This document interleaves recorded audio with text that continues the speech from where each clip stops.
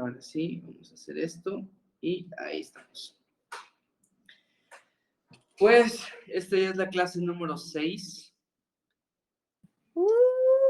La verdad está increíble, ¿no? Ya llevamos 5 clases con estas 6. Y para que comencemos esta clase, bueno, de entrada les digo que si no han visto el video de la clase anterior, les pido que lo vean porque ahí se ve mucho la práctica y la sencillez del método inductivo. El Señor les permite también estudiar más a profundidad lo que se le conoce como hermenéutica, porque eso les va a llevar a un estudio más profundo.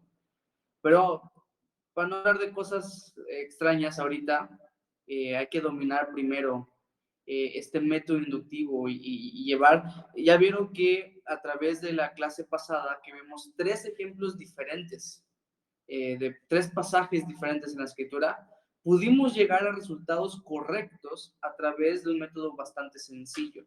O sea que no necesitamos un nivel profundo para poder llegar a la correcta interpretación de los pasajes.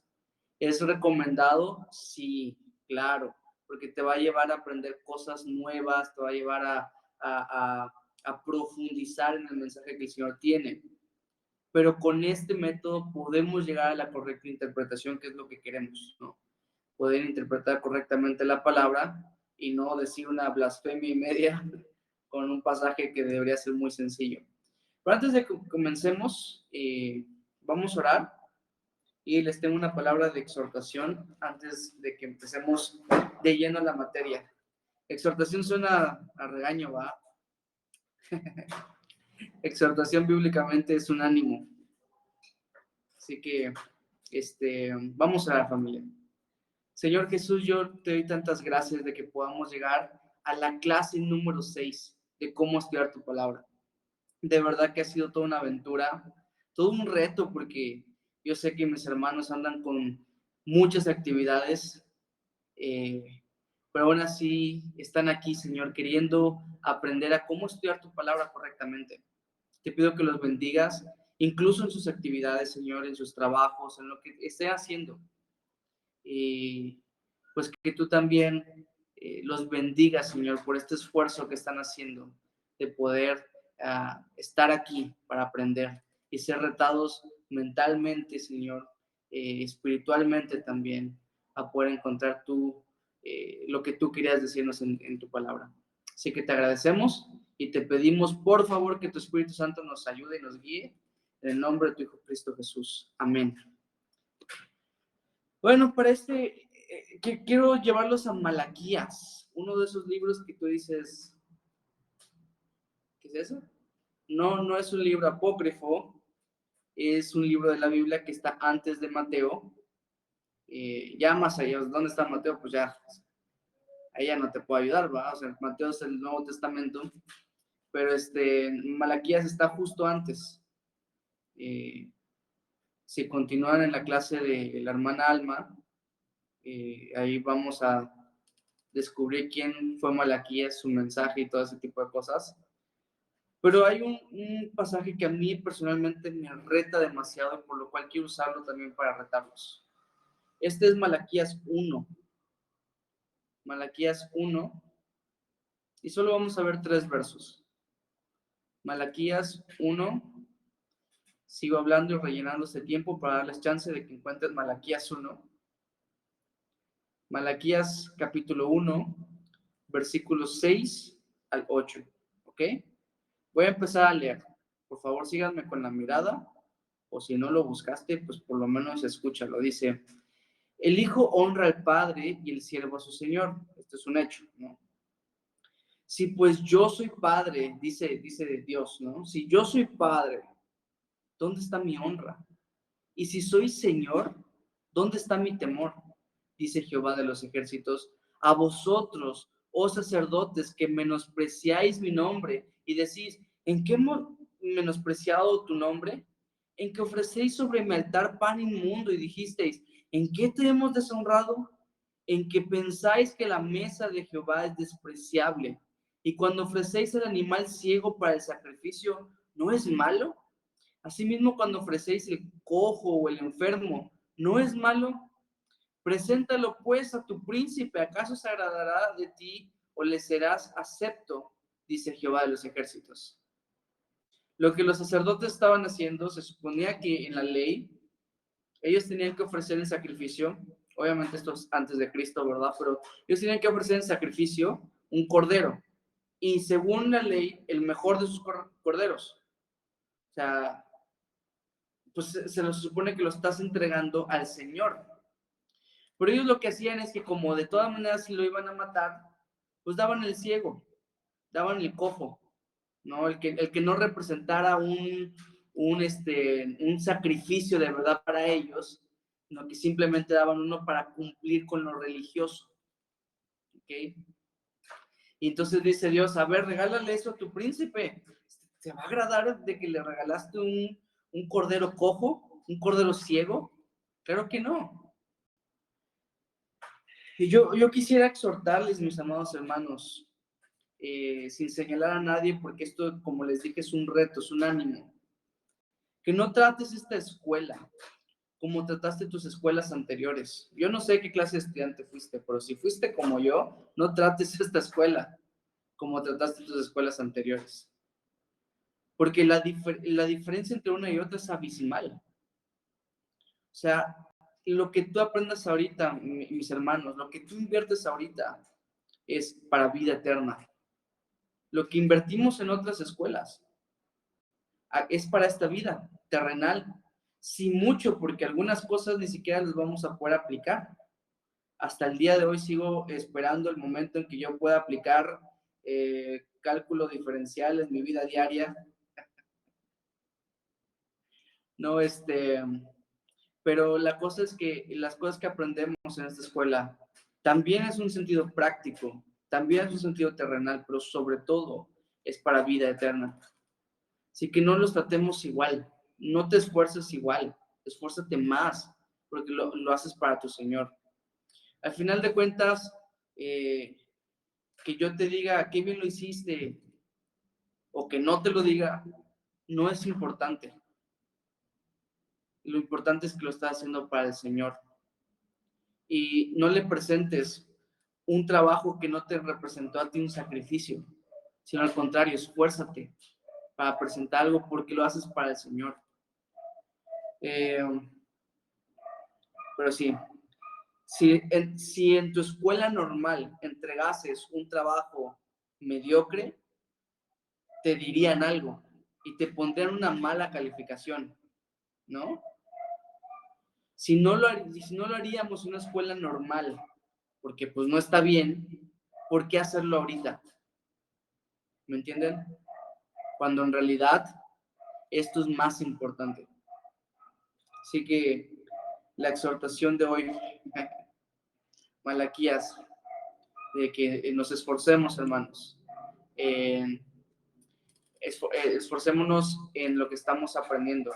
Sobre todo, pues hoy hablaba con alguien y le decía, esto es de suma importancia que te va a servir para toda la vida. Sobre todo una clase como esta, que es aprender a estudiar la Biblia. Y en la clase anterior precisamente fue tratando de ayudarte a que sea más fácil. Porque sé que habíamos visto mucha teoría, y esta vez como que lo tratamos de llevar a la práctica juntos para que vieras cómo se hace. Ahorita nos vamos a meter en otro género literario que es un poco más complicado, pero ojo, un poco. Acuérdate que la escritura fue hecho para los sencillos también, para los simples. O sea, no pienses que porque yo te voy a decir que es un poco más complejo, es que este ya va a estar bien difícil. No, no, no, no. De hecho, vamos a ver que los mismos principios que aplicamos en uno lo vamos a aplicar en otro. Ni siquiera la profecía, que es lo más difícil, es bien difícil. Tampoco. Van a ver que es bastante sencillo, pero ya vamos a llegar allá poco a poco. Entonces, acompáñenme por favor a la página 19 de su libro para que ya entremos en materia. ¿Ok? Ya después de que los cacheteé un poquito, ya como que se despertaron y entonces ya vamos a poder entrar en materia, ¿verdad? Entonces, recuerden que hay que memorizarnos algunos términos como la observación, interpretación y aplicación, las reglas, los pasos, etcétera, etcétera.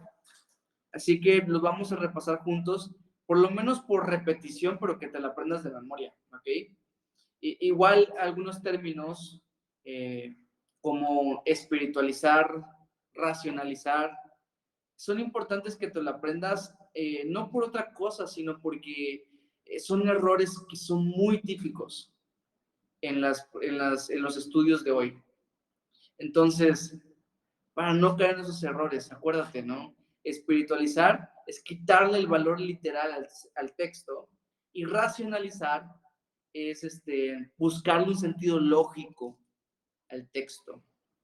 Igual, principio bíblico, ¿se acuerdan? Una verdad basada en la Biblia. Y convicción bíblico. Convicción bíblica es una acción firme basada en esa verdad que aprendiste. Uno es el principio y otro es tu convicción. Muy importante separarlas. No recuerdo si ya dije este ejemplo, pero me gusta mucho este ejemplo para separar principio de convicción. Me acuerdo que mi esposa, Sherry, estaba leyendo un libro con un grupo de mujeres que era una mujer conforme al corazón de Dios o algo así de cristiano, ya saben, título así de súper piadoso, ¿no? Y todo estaba bien, increíble. De hecho, antes de que lo leyera, pues me pidió mi opinión y yo leí el primer y segundo capítulo, creo, y yo dije, está súper bien. Hasta que llegaron, no recuerdo ni a qué capítulo, y todo era, no, y la esposa tiene que maquillarse para recibir a su esposo y tenerle toda la casa limpia y recibirle con la comida ya hecha y, o sea, un montón de cosas que son buenas. Y yo dije, buenísimo, apréndale. Pero que esas son convicciones de la misma autora del libro. No necesariamente es como si el principio bíblico se aplica. Lo único es que esta autora empezó a enseñar sus convicciones como mandatos para todos. Como que si no haces esto, estás mal. Y de hecho así lo decía. Entonces, ese es el punto.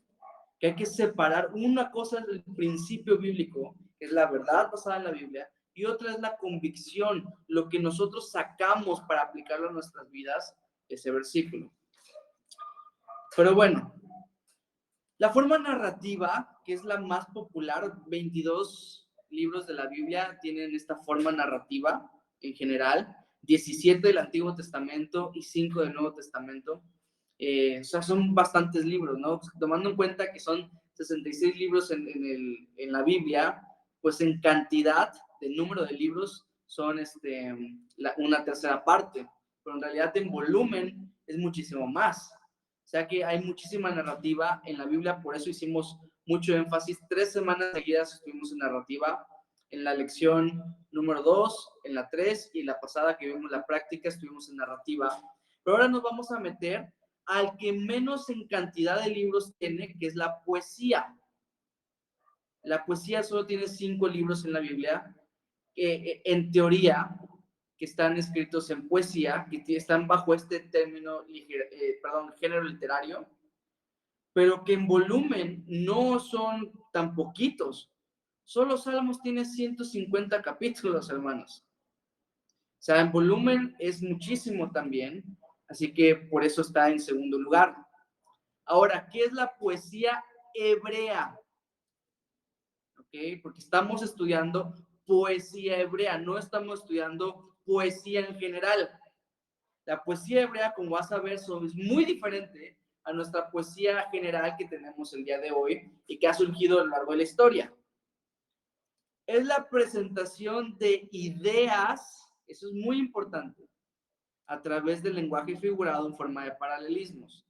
Paralelismo suena muy así, un término muy culto, pero paralelismos son básicamente dos ideas paralelas, ¿ok? Ahorita lo vamos a ver un poquito más. En la poesía actual, dice el libro, se busca la rima en las palabras, pero en la poesía hebrea lo que tenía que rimar eran las ideas. Lo que se buscaba era el paralelismo de pensamiento. Lo que se buscaba era la comparación, el contraste entre una idea y la otra. Mayormente encontramos, y ahí dice, rimas sinónimas, constructivas, consecutivas, antónimas, y yo sé que estas son cosas muy técnicas, pero ya van a ver que van a ser muy fáciles de identificar. Ahora, entonces, eran rimas de ideas. De hecho, entre los hebreos, entre más grande el contraste, se supone, más bella era la rima, más bella era la poesía. Por eso autores como David se hicieron muy populares, porque sus rimas y sus salmos son así de contrastes hermosos, o sea, de verdad hermosos. Y no solamente eso, mis amados hermanos, qué sabio fue nuestro Dios, porque si fueran rimas de palabras, en la traducción se perderían. Pero como son rimas de ideas, se puede traducir a cualquier idioma. Qué sabio fue nuestro Dios, de verdad. No sé si han escuchado una canción en inglés que la traducen en español o viceversa, pero hay muchas que quedan muy cortos. A mí se me ocurre la Amor sin condición, ¿han escuchado? Tu amor me envuelve, me sostiene, amor sin condición. En inglés es Reckless Love. Y Reckless es otra cosa muy diferente. O sea, ¿vieron la película de Búsqueda Implacable? Si no me equivoco, de Liam Neeson, que papá buscando a su hija y está así, y hace de todo, pues, o sea, pelea con medio mundo y hasta que la encuentra, eso es Reckless, ¿no? Y por eso, y la traducción dice amor sin condición. Y tú te quedas con qué, ¿no? Porque en traducción y traducción se pierde un poco de las palabras. Pero gloria a Dios, porque no se está pasado que dices, pues se supone que son canciones, los salmos, por ejemplo, pero de rima no tiene nada, ¿no? Pues es porque lo que están rimando son ideas, hermanos. Y cuando tú ves la poesía hebrea como rima de ideas, es pero bellísima, es increíblemente bella. Y si tú te pones todavía con la mentalidad como un judío, en, en que entre más contraste, más hermoso el pasaje, pues chicas, se queda todavía, pero o sea, hay rimas que te quedas con la boca abierta de verdad, por la inspiración, o sea, el talento que tenían estos compositores a escribirlas. Entonces, avanzamos a libros en la Biblia. Los siguientes libros están dentro de la sección de libros poéticos. Solamente hay en el Antiguo Testamento, no hay libros poéticos en el Nuevo Testamento, pero como ya sabes, sí hay algunos fragmentos de poesías en el Nuevo Testamento, como en los demás libros, aunque no son poéticos. ¿Cuáles son estos 5 libros? Facilísimo. Desde Job, Salmos, Proverbios, Eclesiastés, Cantar de los Cantares. Shupi. 5 libros, nada más. Pero, como te puse en el primer punto, en realidad hay otros libros escritos en su totalidad como poesía, tales como Lamentaciones y Ardías. Son libros que están en su totalidad, son poesía. O sea, están escritos en prosa, digámoslo así. Pero su contenido pero por su contenido, específicamente estos dos fueron colocados en la sección de profetas, porque las lamentaciones son las lamentaciones de Jeremías, así se llama el libro completo. O sea, porque fue cuando Jeremías estaba viendo que el pueblo estaba llevando un cautiverio por Babilonia y él estaba llorando, por eso se le conoce también como el profeta llorón, y estaba llorando y estaba lamentando este suceso y escribió Lamentaciones, un lamento. Abdías, pues simplemente porque así es como lo escribió, y así, ¿no? De hecho, principios que vamos a aprender acá los podemos aplicar en otros pasajes que veamos poesía, como por ejemplo te puse, algunos otros libros contienen poesía en algunos capítulos, como la canción de Moisés, Éxodo 15. Si estás llevando panorama del Antiguo Testamento, ya la mencionaron también. ¿Y qué otra puse acá? O el Cántico de Ana, entre otros, en primero de Samuel 2. entre otros, porque hay muchos capítulos enteros también en las escrituras que son canciones o poemas o algo por el estilo que también aplica a este tipo de estudio que vamos a ver. En el Nuevo Testamento también de repente hay menciones como de himnos, despiértate tú que duermes, Efesios 5 algo, 15, no me acuerdo, que es un himno mencionado allá, o menciones a Salmos, por ejemplo, también podemos encontrarlo como poesía en el Nuevo Testamento.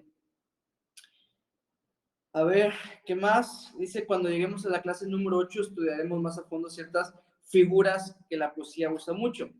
Ahorita solo nos vamos a introducir, ¿ok? Las figuras literarias, como les expliqué, no me acuerdo cuándo, son diferentes a las formas literarias. Las figuras son ciertas porciones que se utilizan como métodos que se utilizan para transmitir algo. En cambio, la forma literaria es todo el libro, ¿verdad? Es general.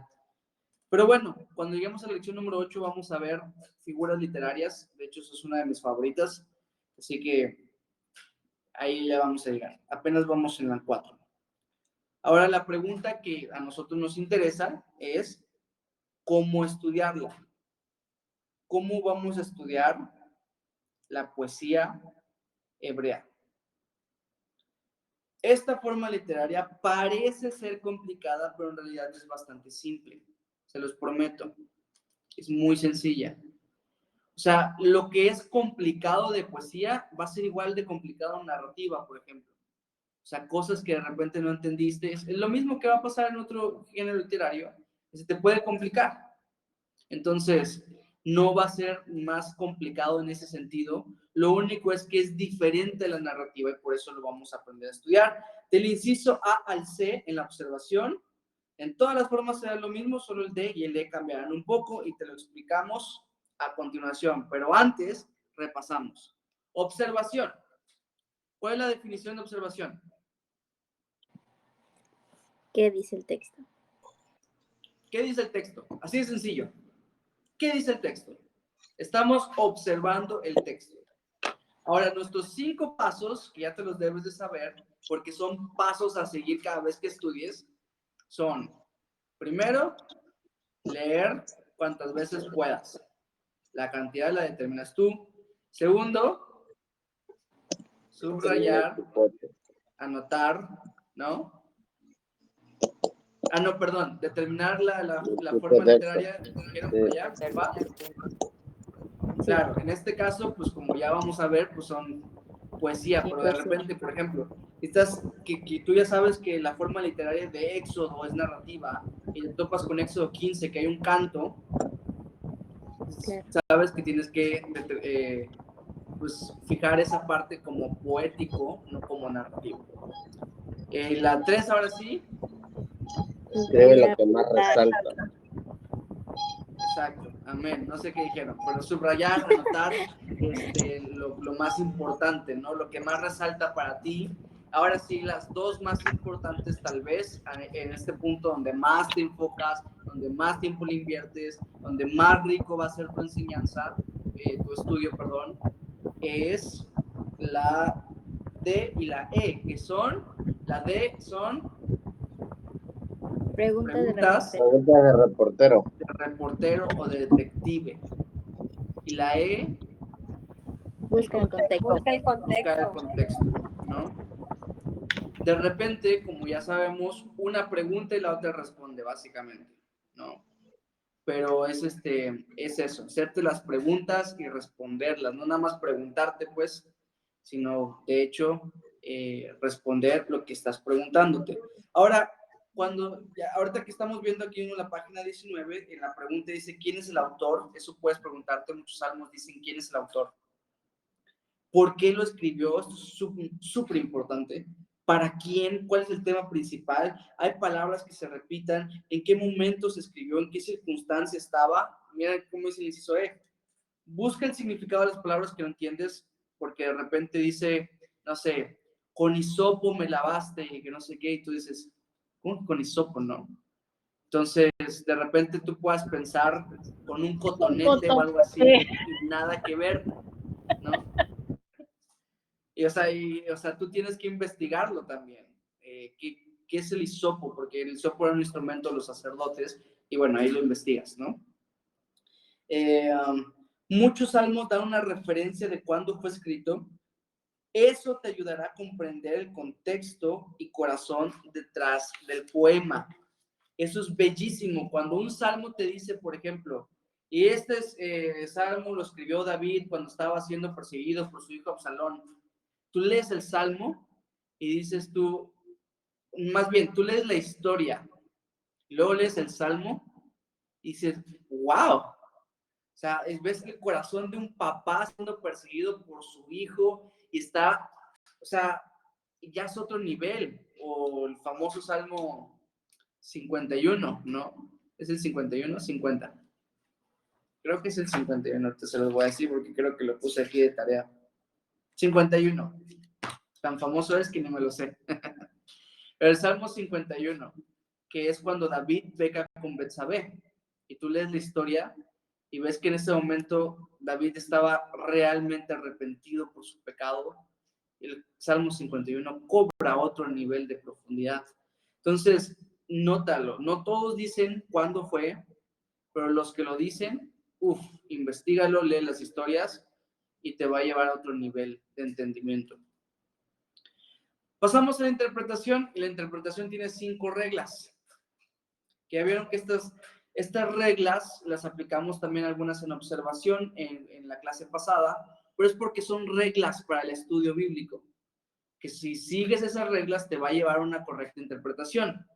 ¿Okay? Son reglas en general. No digamos que son reglas que hasta que llegues a interpretación las tienes que aplicar, no, son reglas de tu estudio. Pero bueno, entonces la primera regla es que la Biblia se interpreta literalmente, ¿verdad? Es literal.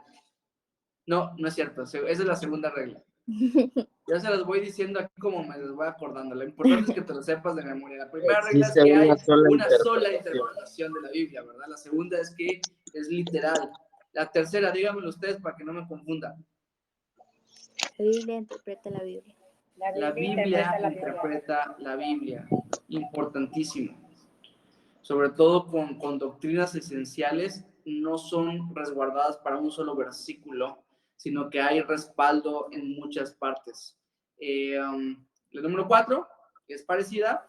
El Nuevo Testamento tiene primacía sobre el Antiguo Testamento. Es superior, ¿no? Todo lo que investiguemos, por ejemplo, esto de los salmos es importante, de poesía, porque dijimos que la poesía está en el Antiguo Testamento, todo tiene que pasar por el filtro del Nuevo Testamento, que ahorita la vamos a ver en acción, esa regla. Y la última. Donde la Biblia calla, nosotros callamos. Donde la Biblia calla, nosotros chitones, ni qué decir. La Escritura no lo dice, no lo dice. La Escritura lo dice, hay que hacerlo, hay que obedecerlo, hay que predicarlo, porque así es como está. ¿Ok? La Biblia es la autoridad máxima. Bueno, para interpretar correctamente, sigue las reglas que ya dijimos. No te preocupes si no lo entiendes en la primera. Recuerda que se trata de practicar. Trata de hacerlo más simple. Salmo 103, versículo 3. Vamos a buscarlo y leerlo. Y como siempre, les doy su ayudadita ahí abajo, que básicamente la respuesta va. El Salmo 103, versículo 3 dice: Él es quien perdona todas tus iniquidades, el que sana todas tus dolencias. Ojo, miren lo que les puse allá. La sanidad más importante es la interna. Porque el versículo a primera instancia lo podrías tú torcer para decir que el Señor sana todas tus enfermedades. Acuérdense de la sanidad que está hablando, es la interna, la del corazón, el pecado, de la cual nos libra de su dominio el Señor Jesucristo. Vamos con las técnicas. Estas técnicas son buenas en información y básicamente lo que estamos buscando con estas técnicas es que tú ahondes en la riqueza de las rimas. Pero como te habrás dado cuenta, estas técnicas, digamos, si tú las usas singularmente, a lo mejor no te llevan a la correcta interpretación. De hecho, lo que yo te estaba diciendo, no me acuerdo si hace 2 clases o a la anterior, que esta técnica de la serie completa que vimos la vez pasada, que es ir versículo por versículo y sacando enseñanzas uno por uno, es básicamente lo que vamos a hacer en todos los géneros literarios. Eso es importantísimo que lo sepas. Ahora, estas técnicas que te estoy dando en poesía te van a ayudar un poco. Sobre todo la primera, que se llama busca las rimas. Porque de repente las rimas hebreas, la poesía hebrea, no es lo que estamos acostumbrados a ver, sobre todo de este lado en Occidente. En cada poema o proverbio hay una idea escondida detrás de 2 o más versos o frases o líneas. Si te das cuenta, si tú te vas a cualquier libro de poesía, vas a ver que cada versículo está como por 2 frases, 2 líneas, algunos 3, muy raros de una, pero normalmente 2. Eso es lo que se le conoce como paralelismos, ¿no? Una línea paralela es esta, ¿no? La que va en la misma dirección, van en el mismo lugar, ¿no? Pero nunca chocan, ¿no? Esta es perpendicular, paralela. ¿Ya vieron? Sí se aplica lo que aprende uno en la escuela. Por eso se le llama paralelismos, porque como son 2 o 3 líneas que van paralelas, no podemos llamarle rimas, porque en nuestro español la rima, valga la redundancia, es la que rima en palabras. Por eso se le llama paralelismos, pero básicamente es como si dijéramos son las 2 rimas, los 2 versos. Así es, eso es lo que se trata. Cada versículo contiene 2 o más frases, en algunos casos raros solo uno. Para entender todo el poema es necesario buscar por cada versículo la idea escondida para así ayudarte a entender el todo. Y te puse algo así como la técnica de la serie completa, ¿viste? Siempre vamos a tener que aplicar esta técnica, pues, con cada versículo.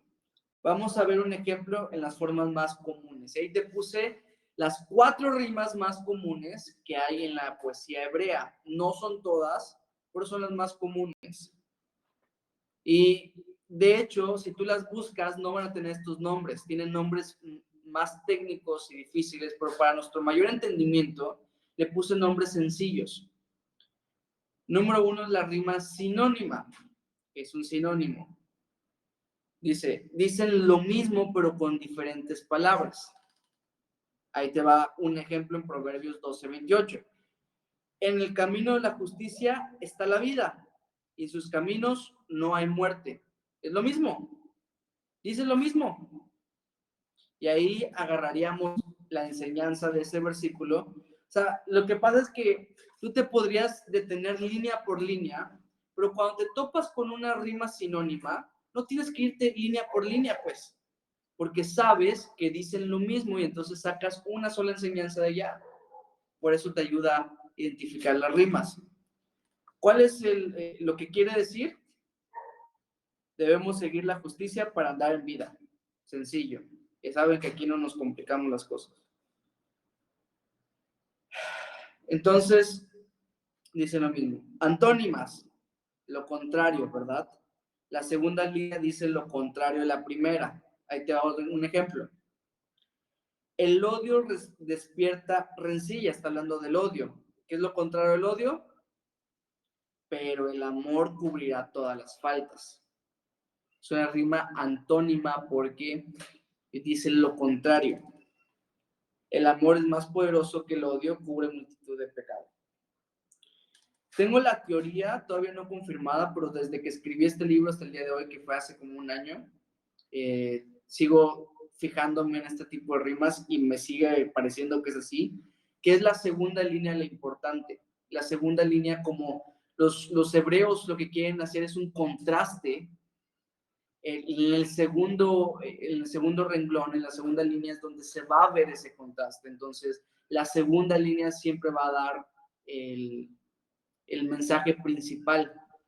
Ahora, debo ser claro. Esto es mi teoría, ¿ok? Ahí ustedes cuando estudien lo van viendo, si siempre es así, no. La segunda línea mayormente empieza con pero, más, sin embargo. O sea, hay un contraste, esas palabras conectoras que son para marcar contraste. Lo que se busca es el contraste, valga la redundancia, ya lo hemos dicho mucho. Esta es la más usada por lo que los hebreos buscaban, ¿ok? De hecho, vas a ver mucho contraste en la poesía hebrea, aunque no sean rimas antónimas. Como ya te dije, los hebreos creían que entre más grande era el contraste, más hermosa era la rima. Constructivas. Ahí te va ese nombre, va. Cuando la primera frase construye el terreno para la siguiente. Es decir, que se explica o se expande la idea. ¿Te acuerdas que te dije que la poesía hebrea estamos buscando, en lugar de la rima de palabras, las ideas? Pues cada rima nos va a presentar una idea. Entonces eso es lo que estamos buscando, las ideas detrás de esas rimas. La constructiva, entonces, por ejemplo, este verso que es muy famoso en Proverbios, sobre toda cosa guardada, guarda tu corazón. Esa es la primera línea. Y mira la segunda, cómo expande todavía la idea de guardar el corazón, porque de él mana la vida. ¿Viste? Expandió. Lo más importante de guardar es el corazón, porque de él se dirige, de nuestro corazón se dirige nuestra vida. Nuestro corazón es nuestro más grande tesoro, él determina el rumbo de mi vida. Esa es la interpretación. A veces están relacionadas por el tema principal, o sea, algunas veces son porciones que van construyéndose, como en el Salmo 19, que habla de la palabra, y empieza a decir que hace esto, que hace esto, que hace esto, y van construyéndose, y van expandiendo la idea, y expandiendo la idea, y expandiendo la idea, y así, ¿no?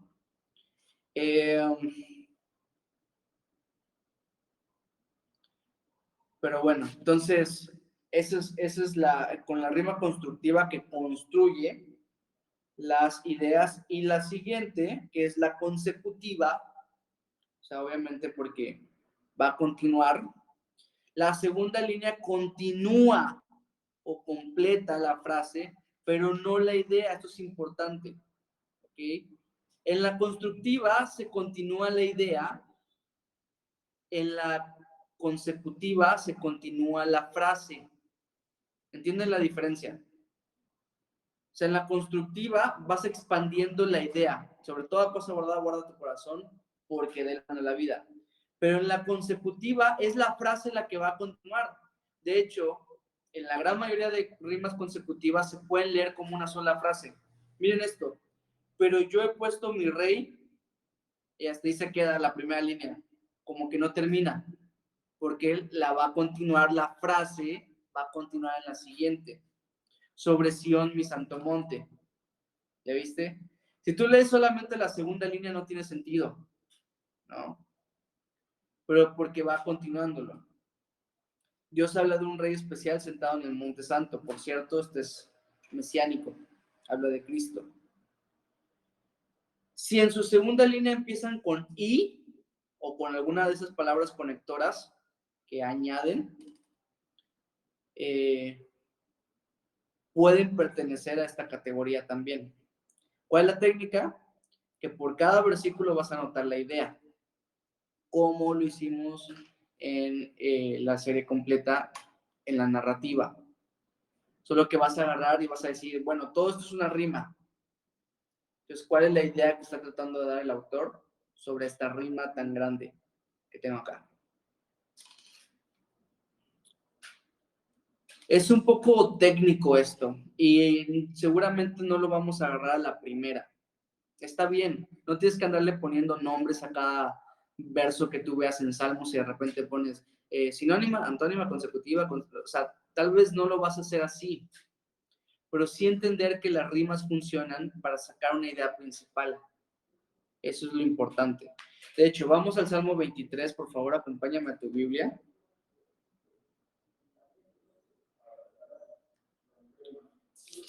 Salmo 23. Ya se lo saben ustedes.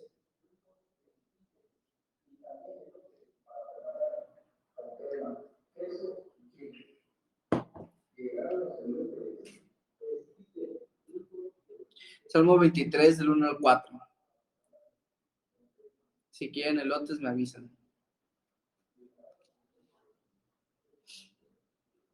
Salmos 23 del 1 al 4. Jehová es mi pastor, nada me faltará. ¿Qué tipo de rima puede ser esta? Consecutiva. ¿Consecutiva dijiste? ¿Constructiva? Consecutiva. Consecutiva, dije. Yo estoy de acuerdo. Muchas veces va a pasar esto, por eso les digo que a lo mejor no van a estar poniendo qué tipo de rima es, que algunas puedes decir, puede ser consecutiva, puede ser constructiva. Y está bien, o sea, no es como que eso vaya a determinar el rumbo de nuestro estudio. Como te dije, lo importante es que extraigas la idea principal. Jehová es mi pastor, nada me faltará. Puede ser consecutiva porque parece ser una sola frase la que está diciendo, aunque son dos líneas. Solo para repasar rápidamente. Las rimas sinónimas dicen lo mismo. Las antónimas dicen lo contrario. Las constructivas, la idea se expande. La consecutiva, la frase se expande.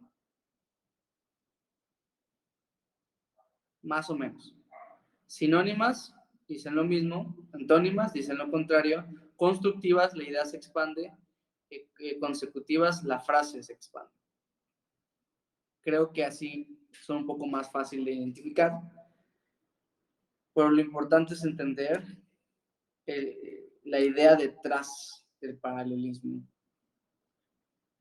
Entonces, digamos que en esta rima consecutiva, Jehová es mi pastor, nada me faltará. ¿Cuál sería la idea? Pues de que Dios es mi pastor. ¿Va? De que Él va a tener cuidado de mí, que de hecho de eso se trata todo el Salmo. Versículo 2 dice, en lugares de delicados pastos me hará descansar, junto a aguas de reposo me pastoreará. ¿Qué tipo de rima puede ser esta? No se preocupen si Constructiva.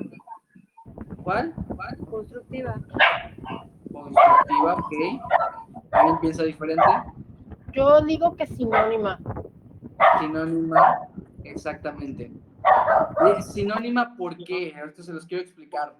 Porque precisamente podría parecer una rima constructiva, porque las dos dicen lo mismo, de que nos va a dar descanso el Señor. Lo que pasa es que utiliza otras palabras. Acuérdense que los hebreos es esto lo que hacen. Utilizar varias analogías, varios diferentes tipos de cosas para llevarnos a esta idea, ¿no? Miren cómo dice, en lugares de delicados pastos me hará descansar. Y en la siguiente dice, junto a aguas de reposo me pastoreará. Está hablando de descanso, ¿no? Versículo 3, confortará mi alma, me guiará Esas por dos sendas de palabras, justicia reposo, por amor de su nombre. ¿Perdón? perdón. De hecho, esas dos palabras en sí, descansar y reposo, son sinónimos, ¿no? Exactamente, exactamente. Por eso es que podríamos determinar que están diciendo lo mismo. Repito, a lo mejor no vayas a decir, esto es una rima sinónima, y pues no, porque o sea, a lo mejor te sirva a ti en tu estudio, pero nada más, pues. Pero lo importante es, como dijo Abraham, que veamos que esas dos palabras son sinónimas, entonces nos está dirigiendo a la misma idea, que en el Señor está nuestro descanso. ¿Me ven? El versículo 3, ¿qué tipo de rima podría ser? Confortará mi alma, me guiará por sendas de justicia por amor de su nombre. Es consecutiva. Consecutiva, dijo alguien. ¿Alguien tiene una manera de pensar diferente? Constructiva. Constructiva, ok. Sí, yo le voy más a la constructiva, les voy a decir por qué. Acuérdense que los versículos no fueron inspirados por Dios. Yo creo que si leemos el Salmo, la primera parte pertenece al versículo anterior, para mí. Pero ya que están en un verso diferente, pues diría que la segunda línea está expandiendo la idea de la primera. Por eso le puse constructiva yo también.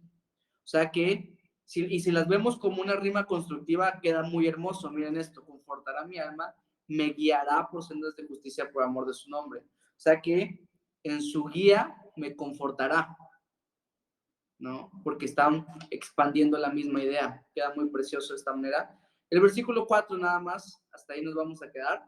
Aunque ande en valle de sombra de muerte, no temeré mal alguno, porque tú estarás conmigo. ¿Vieron hasta cómo la leí para medio soplarles?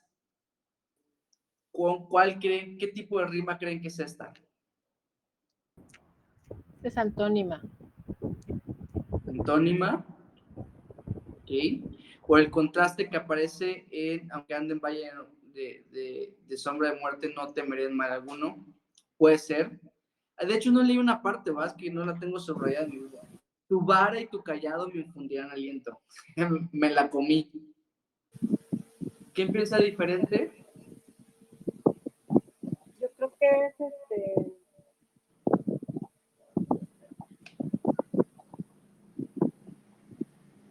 Perdón, no escuché. Consecutiva. Consecutiva, dice tía Coqui. Yo también creo que es eso. Pero yo les digo, aquí tú y tu criterio juegan mucho que ver en esto. Lo importante es sacar la idea principal, no que andes poniéndole nombre a cada rima. Pero sí, yo también pienso así, consecutiva, porque lo puedo leer como una sola frase en la primera parte, de hecho, la que sí mencioné, la que no me comí. Aunque ande en valle de sombra de muerte, no temeré mal alguno, porque tú estarás conmigo.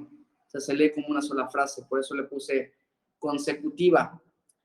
Lo importante del verso, por ejemplo, la idea sería que su presencia me da seguridad en cualquier lugar y situación, ¿no?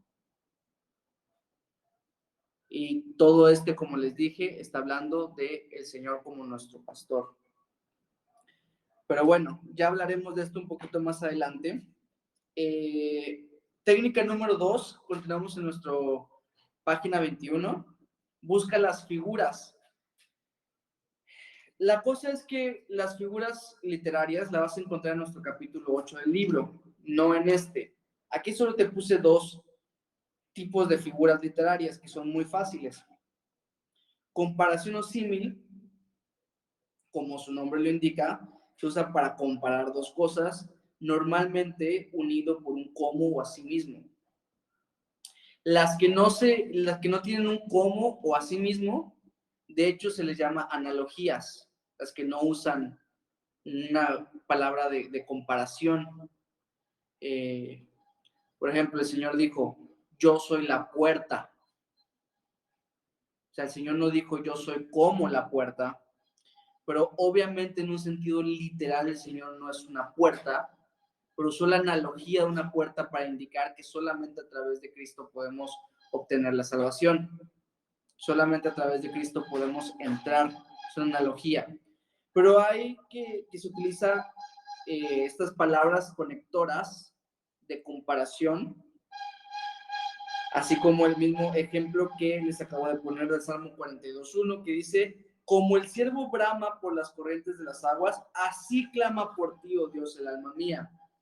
Rima consecutiva, por cierto, porque se lee como una sola frase, pero dice cómo. Y como dice cómo, está comparando qué cosa. ¿Ven? Otro contraste. Que así como el ciervo,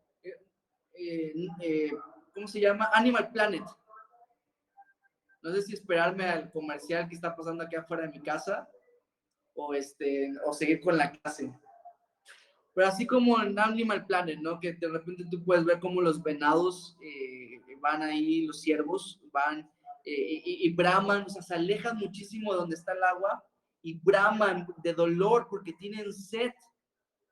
Y van y están, no sé cómo es la conjugación, pero van así haciendo ese sonido hasta que llegan al agua y beben del agua, hasta que llegan a ese punto se sacian. Es lo que quiere decir este verso, pues, que así mismo clama nuestra alma por Dios hasta ser saciada por Dios.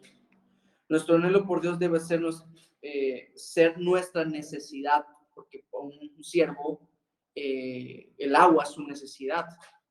También nosotros, nuestras necesidades de Dios. Reiteración o repetición también se usa muchas veces en la Biblia y sería un error ir punto por punto en la repetición porque no es la idea que está tratando de decir el autor. Por ejemplo, Eclesiastés 3:1 al 8. Yo creo que si no todos, la mayoría ya ha escuchado este capítulo. ¿Qué dice? Todo tiene su tiempo, de lo que se quiere debajo del sol, dice Salomón, ¿no? Tiempo para esto, tiempo para lo otro, tiempo para aquello. Y si tú vas uno por uno, de repente puedes perderte la idea. ¿Cuál es la idea? Que todo tiene su tiempo, o sea, que hay tiempo para todo. Esa es la idea. Lo que pasa es que se está usando una figura literaria que se llama repetición.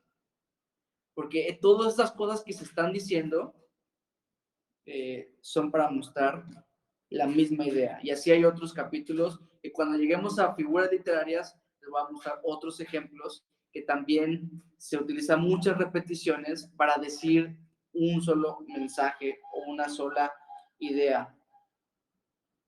En el Salmo 23, del 1 al 4, se utiliza en la figura literaria de analogía. Jehová es mi pastor, y todas las empieza a hablar del Señor como pastor. Es una analogía de nuestro Señor para que entendamos mejor nuestra relación con el Señor. Si Él es el pastor, yo soy su oveja, ¿no? Y así podemos entender, nos ayuda a profundizar en nuestro entendimiento de Dios y yo. Pero bueno, ahora sí, página 22, el última técnica. Por cierto, una nota importante en la página 22.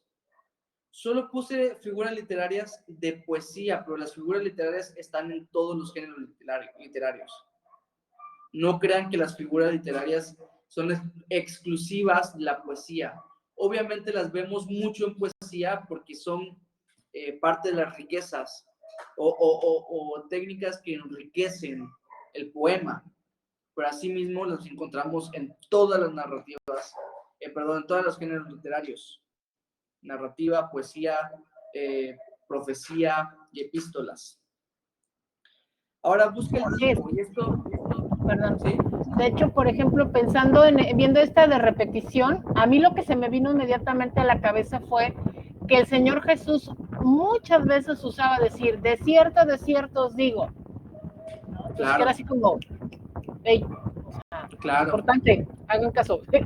Pero usaba mucho eso sí. De repetir su inicio en una frase y entonces ya empezaba a dar una enseñanza. Sí, o sea, no es poesía. Definitivamente.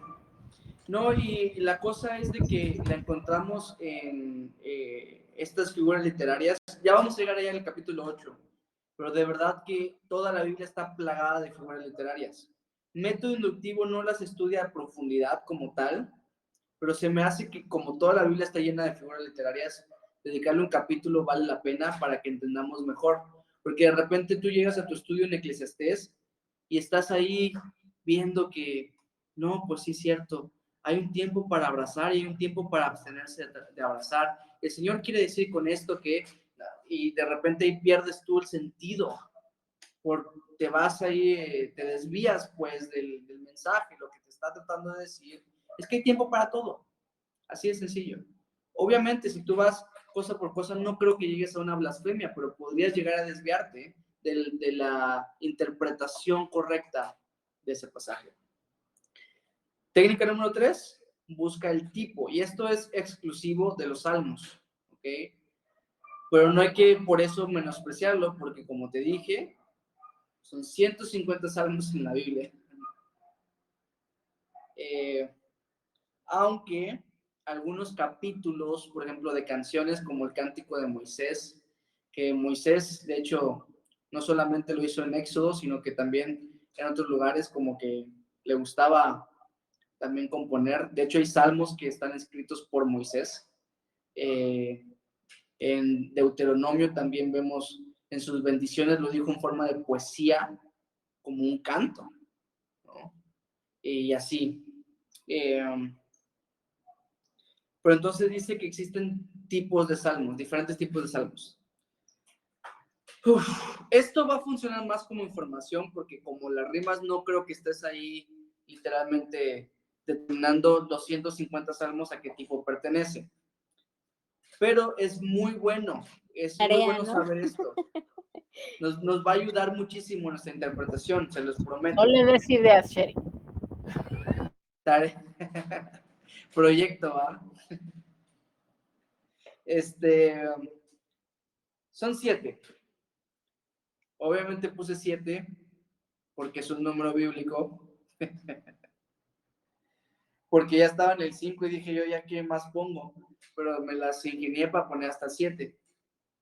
Porque en realidad hay autores que hasta 13 o 15 diferentes clasificaciones de los salmos tienen y todo eso. Pero yo creo que con estas abarcamos una buena cantidad importante de salmos. Histórico, que en alguna parte del salmo va a haber información referente a la historia de algún tipo. Histórico sonaría, lo que a mí me pareció que histórico suena cuando estaba en el instituto, que de hecho eso me confundía bastante, y te lo aclaro para que no te confundas tú también, que suena a qué historia está relacionada este salmo, ¿no? A eso suena. Bueno, por lo menos para mí, ¿no? Pero histórico es que en el mismo capítulo del salmo va a ser una referencia histórica.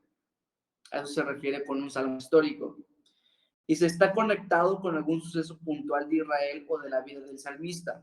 Por ejemplo, el Salmo 78 no habla exclusivamente del éxodo a David, pero en varios versículos empiezan a abarcar desde Éxodo hasta David, y por eso se le conoce como salmo histórico. O el Salmo 105, de Abraham hacia la tierra prometida. Mesiánico, de estos hay muchos.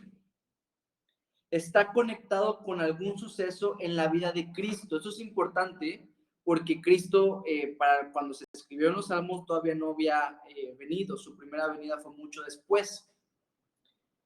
Pero entonces dice, tanto los que se cumplieron con su primera venida, como el Salmo 35:11, acusado por falsos testigos, como los que se cumplirán en su segunda venida, el Salmo 2:9, el que vimos que sobre Sión pondré a mi rey, puso, ¿no? Que ese es un salmo apuntándose a la era milenial, reinará con vara de hierro en el reino milenial. Ahora, nota, y esta nota, por favor, subráyala o por lo menos ponla ya importante. No todo el salmo necesariamente habla de Cristo, sino solamente versículos específicos. Porque de repente, un salmo que no está hablando de Jesús lo podemos súper malinterpretar para agarrar distorsiones a nuestro Señor. Hay versículos que se cumplen en su primera o segunda venida, versos específicos. Profético, ¿cuál es la diferencia con mesiánico y profético? Pues si al final de cuentas era una profecía, pues que profético es un evento futuro en general, no necesariamente de Jesús. Esa es la diferencia. Mesiánico porque habla de Jesús y profético porque habla de un futuro en general de Israel. El Salmo 83, muchos eruditos lo relacionan a la Guerra de los 6 días. Así lo relacionan los estudiosos de la Guerra de los 6 días, que fue para cuando Israel obtuvo su tierra y se volvió país otra vez. Ahora dice, nota, no tienen mucha relevancia para la iglesia, pero siempre sirve para nuestro estudio. Por ejemplo, no nos serviría de mucho saber que este salmo hace una referencia a la Guerra de los 6 días, pero pues sirve para nuestro estudio, ¿no? Acuérdense que toda la escritura es útil, inspirada por Dios y útil. Salmos de confesión, de estos hay varios también. precisamente el que hablábamos, el 51, Salmo 51, en donde el salmista confiesa sus pecados, casi siempre seguido de un consuelo en el perdón de Dios. Si tú lees el Salmo 51, vas a ver que David derrama ahí su corazón y empieza a decir un montón de cosas, pero después también encuentra la esperanza en Dios, en el perdón del Señor. De venganza, oraciones dirigidas a Dios pidiendo venganza sobre sus enemigos. Regla de interpretación: el Nuevo Testamento tiene primacía sobre el Antiguo Testamento. No te pongas ahí a orar a que el Señor destruya a tus enemigos. Va. Jesús nos enseñó más bien a amar a nuestros enemigos. Así no se vale. Ya ven cómo, por ejemplo, aquí se aplica esta regla de que, o sea, porque tú leyendo los salmos dices, no, sí, Señor, amén, destrúyelo. Pero más bien Jesús nos dijo que amemos a nuestros enemigos. Y de hecho, escrituras como un Pablo dice que incluso hasta hagamos cosas por ellos. Si tiene sed, dale de beber. Si tiene hambre, dale de comer, ¿no? Muy diferente a como estos salmos de venganza. Salmos de alabanza, el más popular, obviamente. Aunque casi todos los salmos contienen alabanza en algún punto, estos salmos son solo para alabarlo, como el Salmo 150, que de hecho el Salmo 150 utiliza reiteración. De enseñanza es el último, con propósito de enseñar una lección al pueblo. El Salmo 14 contiene lecciones como el necio niega a Dios o todos somos pecadores, etc. Son cosas que puedes aprender en los salmos, ¿no? ¿Cuál es la técnica? Pues determinas el tipo de salmo que es. Sencillo. Ahora aquí te va la nota general. No tienes que nombrar cada figura literaria o cada paralelismo o cada tipo de salmo al momento de compartir, pero saberlo te ayudará a estudiar correctamente la poesía hebrea. Yo puse, tal vez no al momento de compartir, pero tal vez sí al momento de estudiar, para que te ayude un poquito. O sea, ponte ese reto, ¿no? O sea, cuando tú estudies, trata de determinar este tipo de cosas pues para que tu estudio pueda ir un poquito más profundo.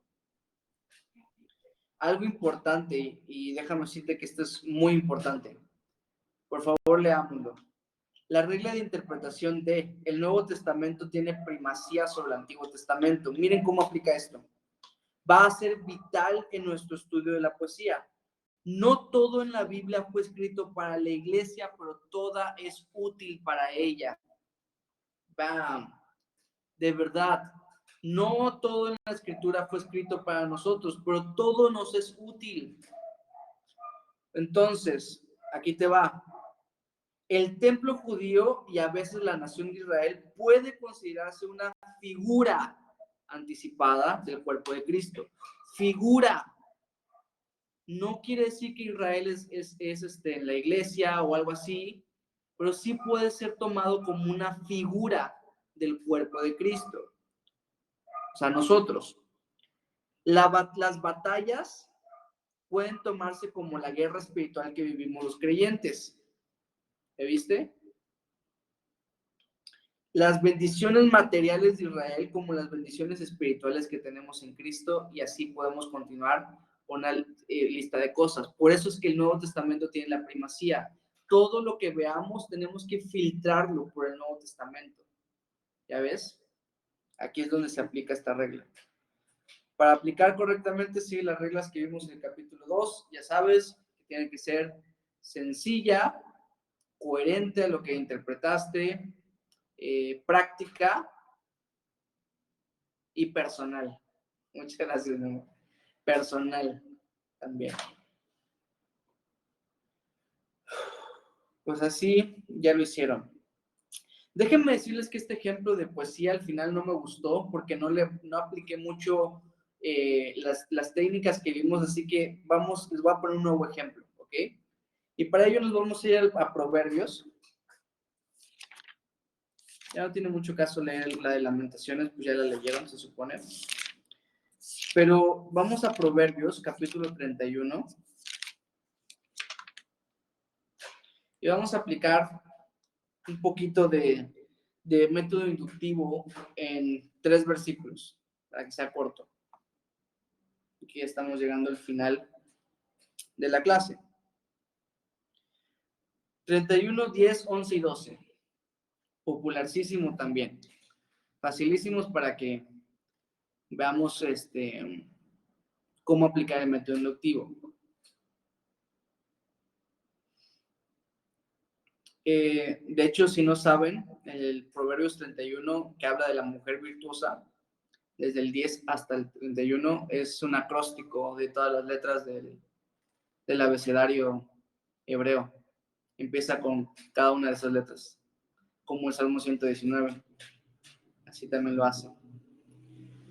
Como dato nada más, que nos gusta aprender a nosotros. Versículo 10, 11 y 12 dice: mujer virtuosa, ¿quién la hallará? Porque su estima sobrepasa largamente a la de las piedras preciosas. El corazón de su marido está en ella confiado y no carecerá de ganancias. Le da a ella bien y no mal todos los días de su vida. Bueno, pues vamos a observar primero.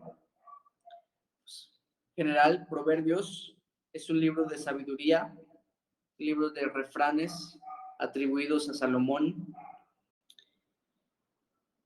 De hecho, en esta parte, se supone que es la madre de este rey dándole estos consejos a este rey, y este consejo le está diciendo como no te vayas con cualquier mujer, sino busca una mujer que sea virtuosa. Estamos observando nada más. Virtuosa, pues que tenga valor, básicamente, que sea una mujer valiosa, digámoslo así. Características que vemos en estos 3 versículos nada más: que es virtuosa, o sea, que es rara de conseguir también, porque dice quién la hallará, es valiosa, da seguridad y confianza, hace bien a su esposo, así una mujer de ensueño, ¿no? Básicamente, el ideal a perseguir. Versículo 10 dice: mujer virtuosa, ¿quién la hallará? Porque su estima sobrepasa largamente la de las piedras preciosas. Puede ser constructiva, puede ser también sinónima, porque ambos están diciendo que es muy valiosa esta mujer. Versículo 11: el corazón de su marido está en ella confiado y no carecerá de ganancias. También constructiva, a mi parecer, expande la idea, pero pues puede ser consecutiva por ese y que está allá, o puede ser que también tú digas que es sinónima porque ambas cosas te dan confianza. Yo diría que no, porque el carecer de ganancias como que expandió la idea de la confianza que tienes en ella. Entonces, 12, le da a ella bien y no mal todos los días de su vida. Como lo leí, pues yo puse consecutiva porque se lee como una sola frase. Interpretación, pues vamos a ver verso por verso. Este pasaje describe el tipo de esposa que el cristiano debería orar y buscar, y la cristiana anhelar llegar a ser. También, el versículo 1, también el hombre debe andar en Dios, o sea, cuidar su caminar en Dios para ser digno y compatible con dicha mujer. Tú oras con una mujer virtuosa y dichosa y todas estas cosas increíbles, y tú nada que ver, pues no. Tienes que también estar buscando ser compatible con esta mujer. En el verso 2, otras enseñanzas que veo. En el ideal de esta relación, se puede ver que ambos proveen seguridad a esa relación, ¿no? Una buena esposa, por lo mismo que dice al final de que no carecerá de ganancias, no es una carga financiera, sino más bien es una inversión enriquecedora. Versículo 12. Una esposa virtuosa hace que su esposo sea bueno y no malo, y es una bendición para toda la vida. Ahí, sacando enseñanzas. Aplicación personal, pues, obvio. Que ahí está mi esposa, pues. ¿Ustedes qué cosas creen que me fijé en ella cuando me estaba enamorando de ella? Pues, obvio. No, pero una aplicación personal para mí también, aparte de esto, es que yo también tengo que esforzarme para poder todos los días ser digno de esa mujer tan increíble que el Señor me ha dado como esposa. Y así. Pues bueno, vamos a dedicar los últimos 10 minutos de la clase para la práctica en clase. Ese es el Salmo 1, ¿ok? Recuerden que solo tienen 10 minutos, así que no se queden en un solo lugar, sino que traten de terminarlo rápido, ¿ok? 10 minutos no es tanto como parece. Así que lean el Salmo 1, obsérvenlo y anoten ahí sus observaciones. Saquen de cada versículo enseñanzas en la interpretación y aplíquenlo personal en la aplicación. Obviamente, si lo haces muy personal, pues no lo vas a poder compartir, pero sí trata de llevarlo en un sentido práctico. Así que son 6:19, a las 6:29 concluimos.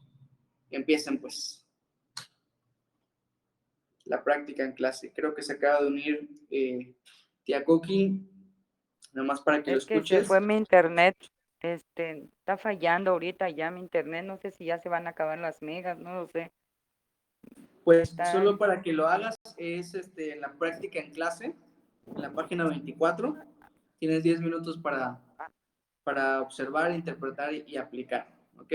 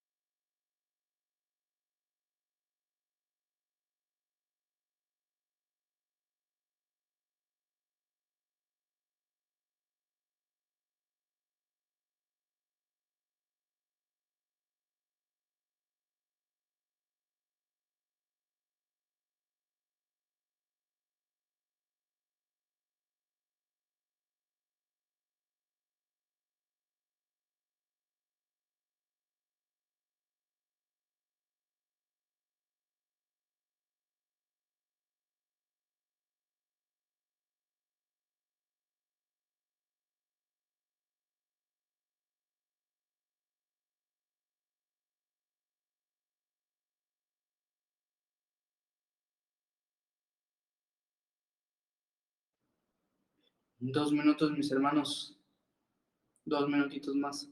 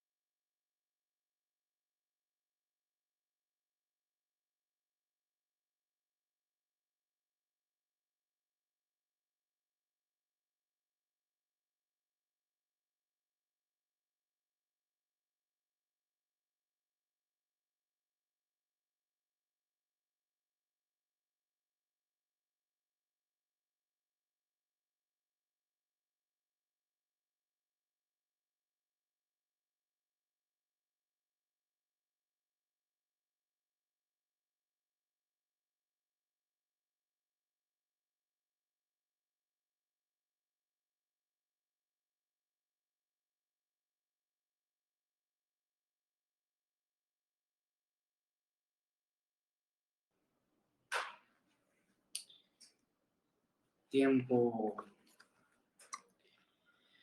Pues Sherry, Alma y Aldemir ya participaron en esto. ¿Alguna persona que no sea alguno de ellos tres que quiera compartir? Acuérdense que esto es por puntos y acuérdense que pues no pues es entendible que con solamente 10 minutos no sea tan profundo o entonces, si alguien quiere compartir así rapidísimo, por favor, por puntos. Yo, ¿Ok? Bastián. Bueno, yo la otra porque también quería, pero está bien. adelante, hermana. No, dale tú primero.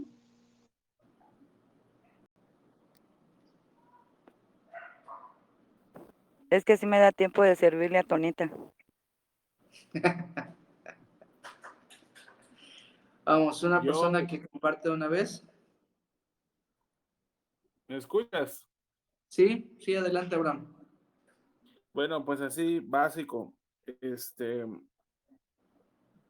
En general, en observación, bueno, sabes, ya después de que empecé a escribir todo emocionado, no apliqué lo que estábamos viendo de las técnicas, no importa. Sinónimo, Está bien, antónimo. continúale.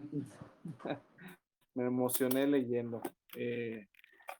En general, habla de la manera que tenemos que, que comportarnos como hijos de Dios. Y pues bueno, de lo que más me llamó la atención, que creo que pues hablaba al pueblo de Israel, ¿no? En su mayoría, ¿no? Por cómo se estaban comportando, tal vez en la interpretación.